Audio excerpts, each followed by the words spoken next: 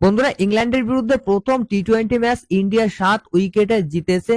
Bowling এবং batting দুই ডিপার্টমেন্টেই কিন্তু ডমিনেট করেছে ইন্ডিয়া। আর এই পারফরমেন্সটাই কিন্তু প্রুভ করে ইন্ডিয়া এই মুহূর্তে টি-20তে সব থেকে শক্তিশালী দল। তো দেখো, ইন্ডিয়া এবং ইংল্যান্ডের মধ্যে আজ প্রথম টি-20 ম্যাচ খেলা হয়েছে কলকাতার ইডেন গার্ডেন্সে। আর ইডেন গার্ডেন্সে আজ কিন্তু ইন্ডিয়া টস জিতে প্রথমে বোলিং করার সিদ্ধান্ত নিয়েছিল এবং প্রথম ওভার থেকেই কিন্তু ইন্ডিয়ান বোলাররা ডমিনেট করতে শুরু করেছে। আর এই ম্যাচটাই কিন্তু প্রথম ওভারেই উইকেট নিয়েছে আর্শদীপ সিং এবং তার সঙ্গে সঙ্গে আর্শদীপ সিং কিন্তু একটা ইতিহাসও তৈরি করেছে। তো দেখো, আর্শদীপ সিং এই মুহূর্তে ইন্ডিয়ার লিডিং টি-20 উইকেট টেকার, অর্থাৎ টি-20 ক্রিকেটের সব থেকে বেশি উইকেট কিন্তু এখন আর্শদীপ সিং এর নামে। এর আগে টি-20তে সব থেকে বেশি উইকেট ছিল ভারতীয় বোলারদের দ্বারা যুজবেন্দ্র চাহালের নামে 96 উইকেট এবং বর্তমানে কিন্তু আর্শদীপ সিং এর নামে 97 উইকেট। আর আর্শদীপ সিং কিন্তু এই মাইলস্টোনটা মাত্র 25 বছরে অ্যাচিভ করেছে। তো যাই হোক, ইন্ডিয়া কিন্তু ইংল্যান্ডকে প্রথমে ব্যাটিং এ পাঠিয়ে 132 রানে অল উইকেট করে দিয়েছে। অর্থাৎ ইন্ডিয়ান বোলাররা কিন্তু দুর্দান্ত বোলিং করেছে। বরুণ চক্রবর্তী, আর্শদীপ সিং, হার্দিক পান্ডিয়া, অক্ষর প্যাটেল, তারপর রবি বিষ্ণই প্রত্যেকেই কিন্তু দারুণ বল করেছে। তো দেখো, কলকাতার উইকেটটাকে কিন্তু বরুণ চক্রবর্তী খুব ভালো করেই চেনে। কোন পজিশনে বোলিং করলে উইকেট পাওয়া যায়, কোন পজিশন থেকে বোল্ড করা যায়, এটা কিন্তু বরুণ চক্রবর্তীর থেকে আর কেউ ভালো এই মুহূর্তে ইন্ডিয়ান টিমের ভিতর জানে না। কারণ বরুণ চক্রবর্তী কেকেআর এ খেলে, উইকেটটা কেমন হয়, কোন পজিশনে বোলিং করা উচিত সেটা ভালো করেই জানে। আর আজকের ম্যাচটাও কিন্তু বরুণ চক্রবর্তী সেটা দেখিয়েছে। কারণ দ্বিতীয় ওভারেই কিন্তু হ্যারি ব্রুক এবং লিয়াম লিভিংস্টোন দুজনকেই বোল্ড করেছে বরুণ চক্রবর্তী এবং 4 ওভারে 3টে উইকেট নিয়েছে মাত্র 23 রান খরচ করে।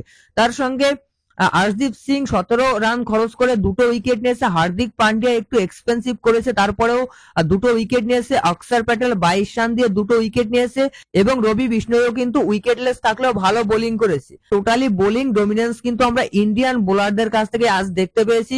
তবে সব থেকে খারাপ যে বিষয়টা এই ম্যাচটা আমাদের সঙ্গে হয়েছে সেটা হচ্ছে মোহাম্মদ শামিকে কিন্তু আজকের ম্যাচে খেলায়নি।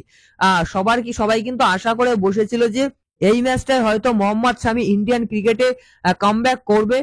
তবে দুর্ভাগ্যবশত কিন্তু মোহাম্মদ শামিকে টিমে আমরা দেখতে পাইনি। টিমে কিন্তু মোহাম্মদ শামিকে রাখা হয়নি।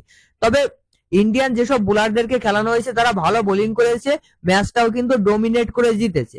এরপরে কিন্তু ব্যাটিং এ নেমে সঞ্জু স্যামসন এবং অভিষেক শর্মা দুজনই কিন্তু দুর্দান্ত ব্যাটিং করেছে। ওপেনিং এই কিন্তু অ্যাটাকিং ব্যাটিং করেছে সঞ্জু স্যামসন। 20 বলে 26 রানে আউট হলেও সঞ্জু স্যামসন কিন্তু তোমার হচ্ছে গস আটকিনসনের এক ওভারেই 22 রান দিয়েছিল। দ্বিতীয় ওভারে 4টে 4 এবং একটা 6 মেরে। তো সঞ্জু স্যামসনও কিন্তু ওপেনিং এ দুর্দান্ত খেলছে। তার সঙ্গে অভিষেক শর্মা 79 রানের একটা ইনিংস খেলেছে মাত্র 34 বলে, যেখানে সে 5টা 4 মেরেছে এবং 8টা 6 মেরেছে। তো দেখো, অভিষেক শর্মার ব্যাটিংটা দেখতে কিন্তু সুন্দর লাগে। কারণ অভিষেক শর্মা যে 6 গুলো মারে আপনি একটু খেয়াল করে দেখবেন, ঠিক যুবরাজ সিং এর মতো, মানে কোনো মুভমেন্ট ছাড়াই, পায়ের কোনো মুভমেন্ট ছাড়াই কিন্তু দাঁড়িয়ে দাঁড়িয়ে 6 গুলো মারে। আর এরকম ব্যাটিং দেখতে কিন্তু দারুণ লাগে। কারণ যখন যুবরাজ সিং খেলতো তখনও কিন্তু যুবরাজ সিং এর ব্যাটিংটা দেখতে খুব ভালো লাগতো। তারপর তার আগে খেলতো বীরেন্দ্র সেহবাগও কিন্তু দাঁড়িয়ে দাঁড়িয়ে 6 মারতো। তো এই ধরনের ব্যাটিং গুলো দেখতে কিন্তু খুবই ভালো লাগে। আজকের ম্যাচটায় আমরা অভিষেক শর্মার ব্যাটিংটা কিন্তু খুবই এনজয় করেছি। যারা স্টেডিয়ামে ছিলেন তারা তো অবশ্যই খুব এনজয় করেছেন। যাই হোক, আমরাও কিন্তু টিভির স্ক্রিনে ভালো এনজয় করেছি। আর এই ইনিংসটা কিন্তু আমরা মাত্র 12 ওভার 5 বলে চেস করেছি। অর্থাৎ ইন্ডিয়ান ব্যাটাররা কিন্তু 12 ওভার 5 বলে চেস করেছে। 133 রানের টার্গেট ছিল। আর ম্যাচটা কিন্তু 7 উইকেটে জিতেছে। তো প্রথম ম্যাচটাই কিন্তু আমরা জিতেছি এবং আশা করি বাকি 4টে ম্যাচও আমরা জিতবো। তো আজকের ম্যাচের কার পারফরমেন্স সব থেকে ভালো লেগেছে সেটা কমেন্টে জানাবেন। ভিডিও ভালো লাগলে অবশ্যই লাইক করবেন।